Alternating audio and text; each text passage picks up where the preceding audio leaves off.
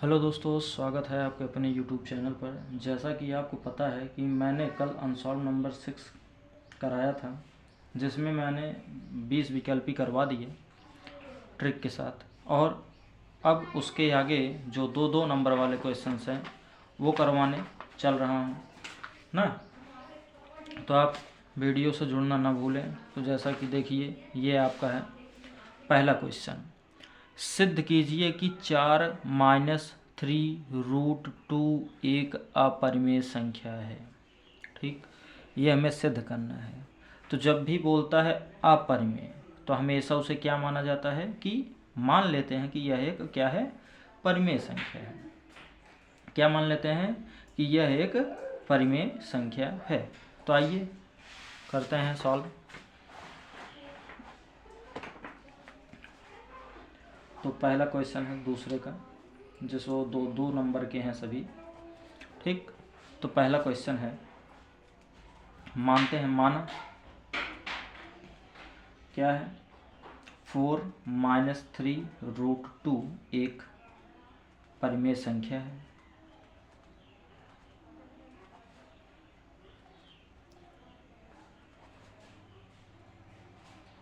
जो कि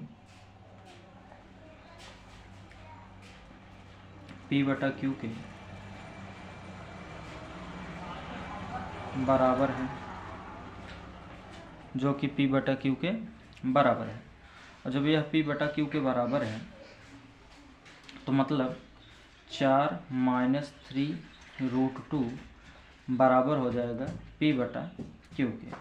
4-3√2 बराबर हो जाएगा P/Q के। तो ये +4 है, इधर जाएगा तो क्या हो जाएगा, -4 हो जाएगा। तो यहाँ बचेगा क्या, बचेगा -3√2। क्या बचेगा, -3√2 और बराबर P/Q। ये +4 था तो इधर आया -4 हो गया और बटा 1। ठीक, अब इसके आगे क्या करते हैं, ये जैसे है फिर ऐसे उतार लेते हैं 3√2, और इसमें क्या करते हैं, परमेयीकरण कर देते हैं। तो 1 का गुणा P में तो P, और 4 का गुणा Q में तो 4Q, और बटा हो जाएगा Q का गुणा 1 में तो Q। क्लियर। और ये जो माइनस है अब इधर लेते आएंगे, ये -3 सब साथ में यहाँ लेते आएंगे। तो लिखेंगे √2 बराबर P माइनस 4Q, और ये 3 गुणा है, इधर आएगा तो भाग, तो 3Q हो जाएगा, और कोष्टक बंद करके माइनस यहाँ लगा देंगे। क्लियर। अब कुछ नहीं है, अब ख़त्म है। अब ये बताइए P/Q के रूप में दिखाई दे रहा है कि नहीं, तो आप कहेंगे दिखाई दे रहा है। तो बस वही लिखेंगे कि चूँकि माइनस कोष्टक में P-4Q/3Q एक परिमेय संख्या है,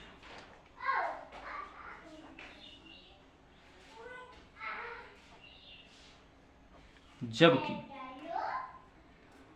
√2 जो है एक अपरिमेय संख्या है।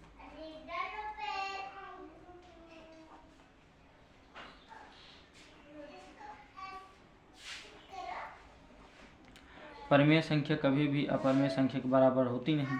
परिमेय संख्या कभी भी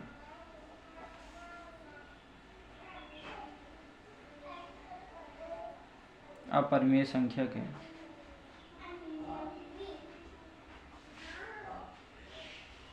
बराबर होती नहीं। इसलिए, ठीक, इसलिए विरोधाभास से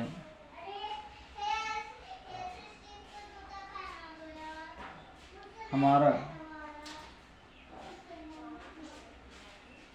यह मानना कि 4-3√2 एक परिमेय संख्या है,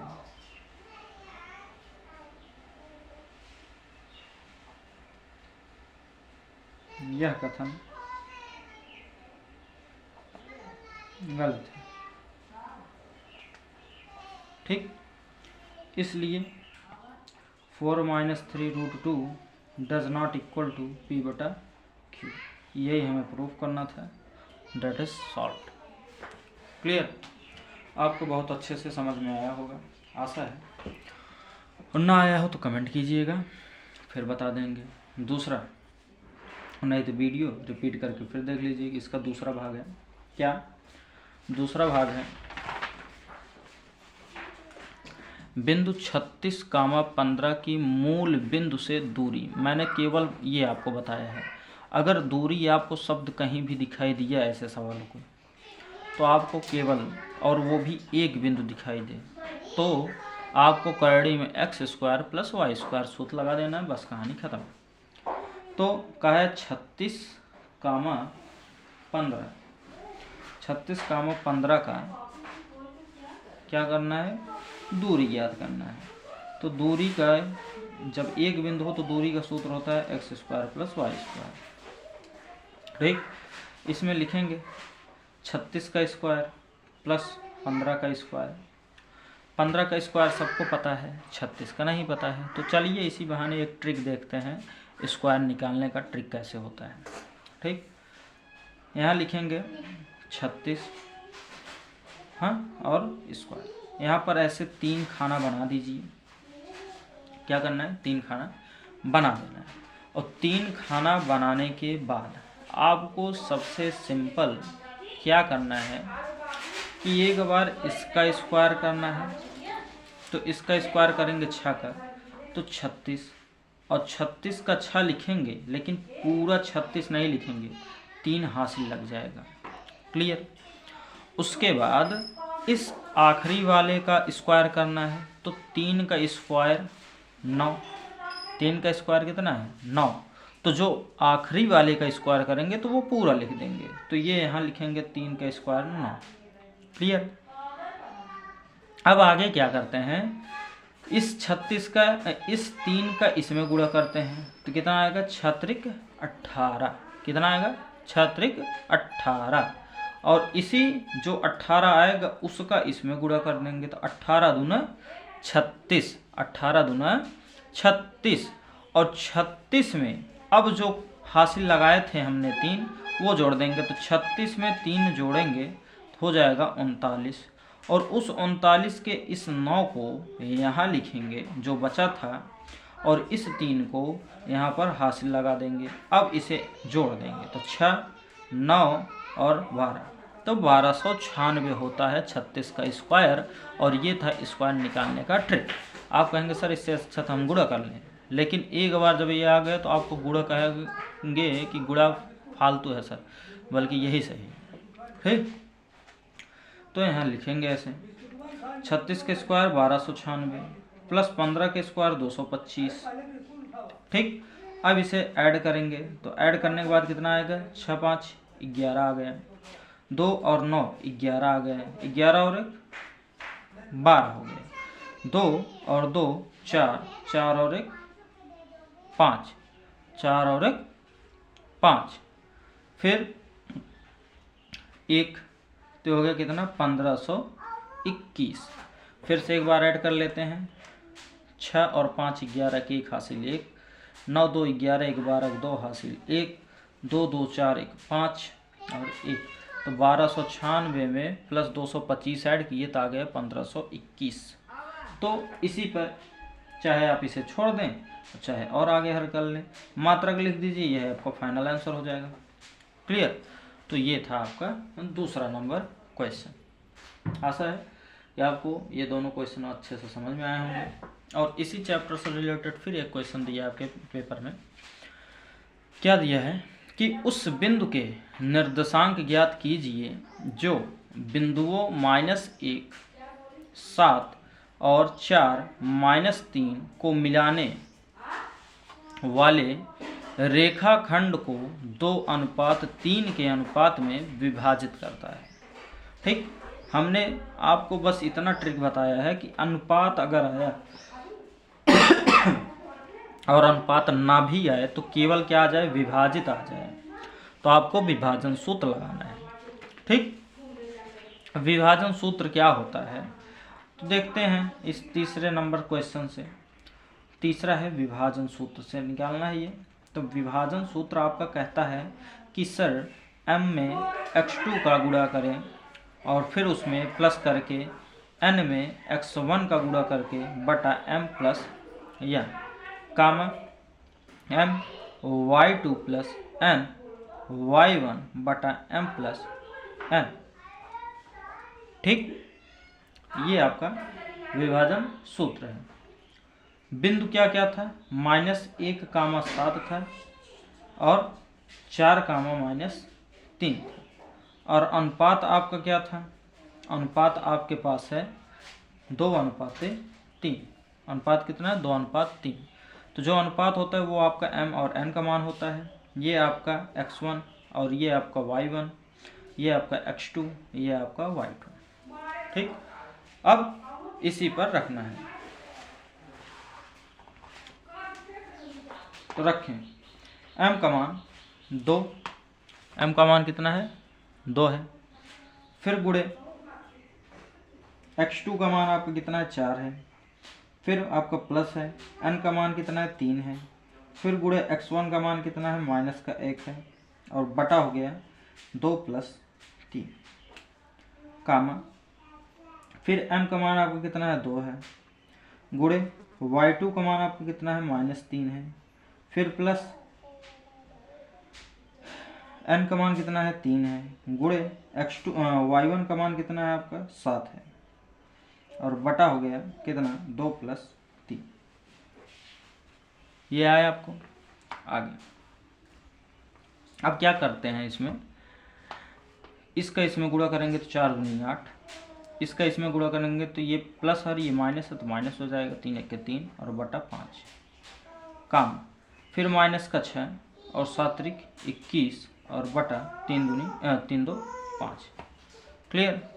अब 8 में से 3 घटाएंगे तो 5 आएगा, तो 5 बटा 5 हुआ कामा 21 में से 6 घटाएंगे तो मतलब 11 में से 6 तो आ जाएगा 15 और बटा 5। अब दोनों से डिवाइड करेंगे तो कितना आ गया, 1 और ये हो गया 3।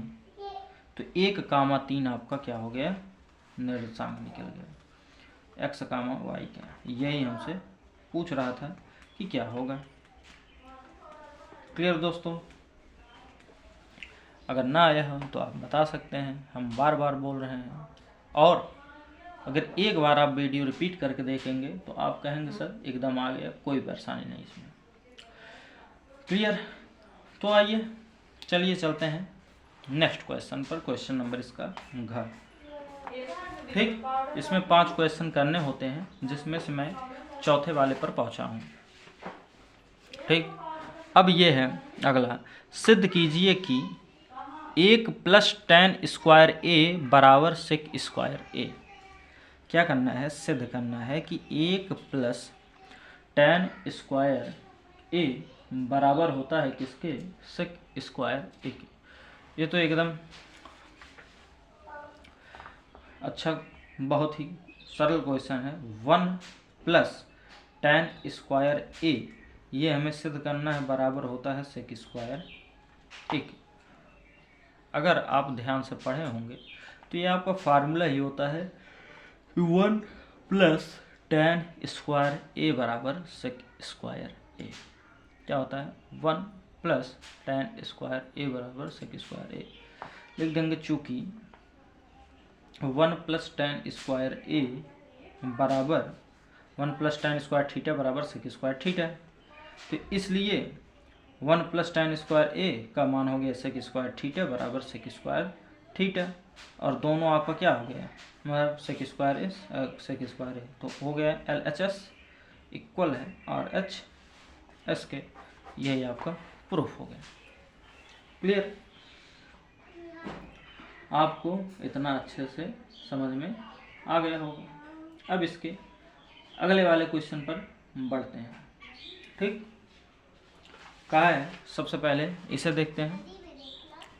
कहा है कि विद्यार्थियों के एक समूह द्वारा एक मोहल्ले के 20 परिवारों पर किए गए, एक मोहल्ले के 20 परिवारों पर किए गए सर्वेक्षण के परिणाम स्वरूप विभिन्न परिवारों के सदस्यों की संख्या से संबंधित निम्नलिखित आंकड़े प्राप्त हुए। परिवार माप, परिवारों की संख्या। हमसे पूछा क्या, निम्नलिखित आंकड़ों का बहुलक ज्ञात कीजिए। क्या पूछा, बहुलक। तो आइए सॉल्व करते हैं इसका बहुलक। ठीक, तो क्वेश्चन पहले लिखते हैं। ये आपका क्या है, परिवार माप। परिवार माप, परिवार का माप दिया है 1 से 3, 3 से 5, 3 से 5, फिर 5 से 7, 7 से 9, 9 से 11, कहानी खत्म हो गया 12। ठीक, और दूसरा आपको दिया क्या, परिवारों की संख्या। परिवारों की, तो परिवारों की संख्या में पहला क्या दिया है, 7 8 2, 7 8 2 2 1। ये आपको हो गया परिवारों की संख्या, 7 8 2 2 1, 7 8 2 2 1, 7 8 2 2 1। ये हो गया। बहुलक पूछा है, तो बारंबारता में जिसकी गिनती सबसे बड़ी, ये बारंबारता आपकी है, तो बारंबारता में जिसकी गिनती सबसे बड़ी वही वाला आपका बहुलक वर्ग होगा, मतलब उसके ऊपर वाला। तो ये आपका बहुलक वर्ग होगा। तो यहाँ सबसे पहले लिख देंगे बहुलक वर्ग। तो बहुलक वर्ग आपका कितना हो गया, 3 से 5। 3 से 5 आपका क्या हो गया, बहुलक वर्ग। और इस बहुलक वर्ग की मदद से L का मान निकल गया। तो L का मान कितना हो गया, 3। L का मान कितना हो गया, 3। इसी बहुलक वर्ग मतलब S का मान निकल गया। तो H का मान कितना हो गया, 5 - 3 = 2। दो चीज हो गया। और जहां बहुलक वर्ग आपका होता है वही आपका होता है F क्या, 1। ठीक, वही आपका होता है F1। और उसके आगे वाला आपका होता है F2। और F1 के पीछे वाला होता है F0। तो इससे हमें क्या क्या मिला, F0 मिला, F1 मिला और F2 मिला। तो सभी इसी से मिल जाते हैं। तो कितना हुआ, 0 आपका 7, ये 8, ये 2। और फार्मूला आपका क्या होता है, बहुलक बराबर फार्मूला आपका होता है L plus F1 minus F0 बटा 2F1 minus F0 minus F2 का होल मल्टीप्लाई H। अब रखते हैं। L का मान आपका कितना निकला था, 3। F1 का मान आपका कितना निकला, 8, माइनस F0 का मान 7 बटा 2 × 8 माइनस F0 का मान कितना, 7, फिर माइनस 2। तो ये आपका हो गया। और गुणे H का मान 2। ठीक, अब ये हो गया 3 प्लस 1/16 माइनस 7 2 9 गुणे 2। अब आगे 3 प्लस ब्रैकेट में 16 में से 9 गया, 9 7 16, तो 1/7। और इस 2 का इसमें गुणा कर देंगे तो 2/7। अब इस 7 का इसमें गुणा कर देंगे तो कितना हो जाएगा, 21 और प्लस 2/7। तो कितना हो गया जुड़ के, 23/7। हम इतने पे छोड़ दे रहे हैं, आप लोग भाग दे लीजिएगा, यही आपका फाइनल आंसर होगा। क्लियर। तो ये 4 क्वेश्चन आपका समाप्त हुआ। ये आपका था 4 वाला। ये 4 क्वेश्चन आपका मतलब 5 क्वेश्चन आपको जो करने थे पेपर में, किन्हीं 5 खंडों को हल कीजिए। तो ऐसे ही क्वेश्चन आते हैं। खैर इसमें 5 खंड नहीं होते, इसमें 6 करना पड़ता है। तो अगला क्वेश्चन आपके स्क्रीन पर है। क्या है अगला क्वेश्चन, देखते हैं। कहा है कि एक खिलौना त्रिज्या 3.5 सेंटीमीटर वाले एक शंकु के आकार का है। एक खिलौना है जिसकी त्रिज्या 3.5 सेंटीमीटर वाले शंकु के आकार का है, जो उसी त्रिज्या वाले एक अर्धगोले पर अध्यारोपित है। इस खिलौने का संपूर्ण ऊंचाई 15.5 सेंटीमीटर है, तो खिलौने का आयतन ज्ञात कीजिए। ठीक, आपसे आयतन पूछ रहा है।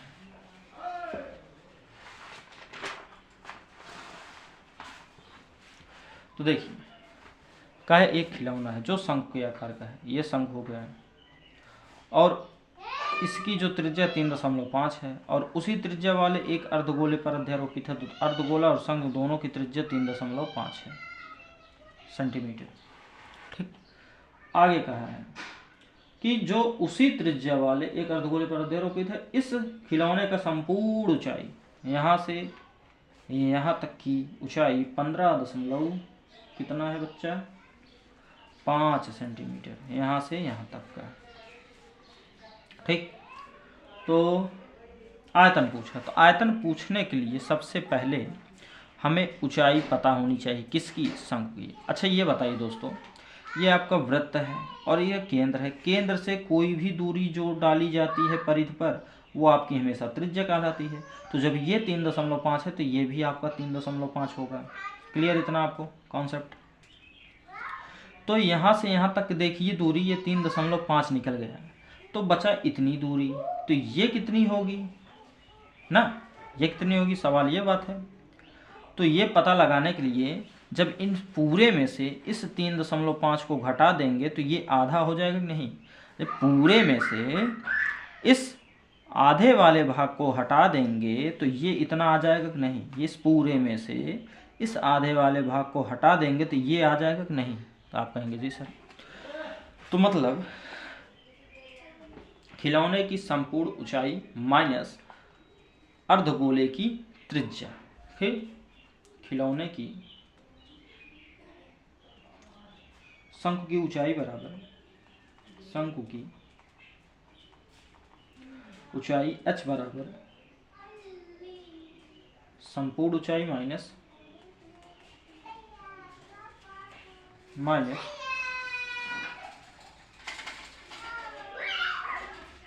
अर्धगोले की त्रिज्या।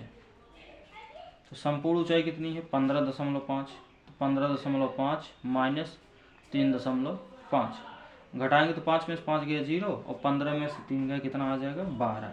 तो 12 सेंटीमीटर इसकी हो गई क्या, शंख की ऊंचाई। किसकी ऊंचाई हो गई, शंख की। शंख की ऊंचाई कितनी हो गई 12 सेंटीमीटर। तो जब शंख की ऊंचाई 12 सेंटीमीटर हो गई, ठीक, और आयतन वाले सूत्र में हमें क्या चाहिए होता है, तो आप कहेंगे आयतन वाले सूत्र में सर हमें 1/3 पाई आर स्क्वायर एच चाहिए। तो एल का मान कोई निकालने की ज़रूरत नहीं है, एल का मान निकालने की ज़रूरत नहीं है। और अर्धगोले का आयतन क्या होता है, तो आप कहेंगे 2/3 पाई आर क्यूब। अर्धगोले का आयतन 2/3 पाई आर क्यूब, दोनों ऐड कर देंगे तो लिखेंगे क्या, क्या पूछा है आपसे, पूछा है खिलौने का आयतन। तो लिखेंगे खिलौने का आयतन बराबर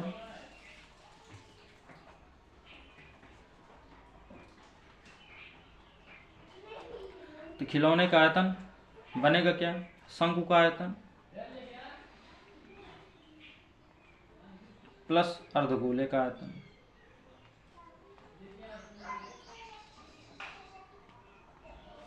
तो शंकु का आयतन 1/3 pi r square h plus 2/3 pi r cube. चूंकि आर दोनों का समान है तो आर इसमें से कॉमन ले सकते हैं और 1/3 कॉमन ले सकते हैं। तो 1/3 पाई आर स्क्वायर कॉमन, तो बचा क्या आपका एच और यहाँ बचा 2 और आर। क्लियर। अब रखते हैं सूत्र 1/3 गुणे पाई का मान कुछ नहीं बोला है तो रख सकते हैं 22/7 गुणे आर का मान है 3.5 मतलब 3 35 गुणे 35 और बटा कर देंगे दोनों के 10 क्योंकि दशमलव हटाएंगे तो 1 1 0 बढ़ जाएगा नीचे। और h का मान आपका कितना निकला है 12 और प्लस 2 गुणे r का मान 3.5।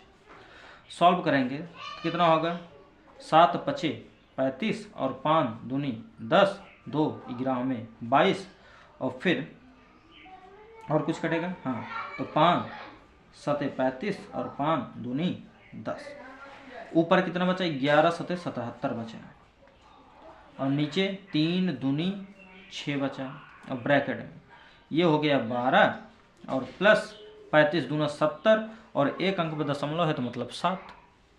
क्लियर। आगे 77/6 गुणे 12 और 7 कितना हो जाएगा 19, 12 7 19।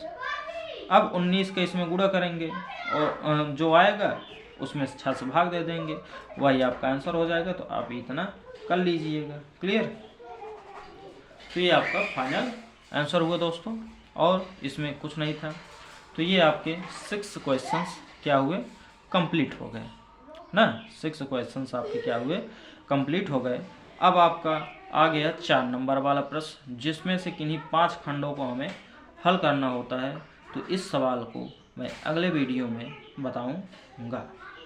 तब तक के लिए धन्यवाद, बहुत बहुत आभार। आप सभी लोग इसी तरह चैनल से जुड़े रहें और वीडियो को ज़्यादा से ज़्यादा लाइक शेयर सब्सक्राइब करें। हाँ, मिलते हैं नेक्स्ट वीडियो में और ऐसे ही देखते रहें। Thank you.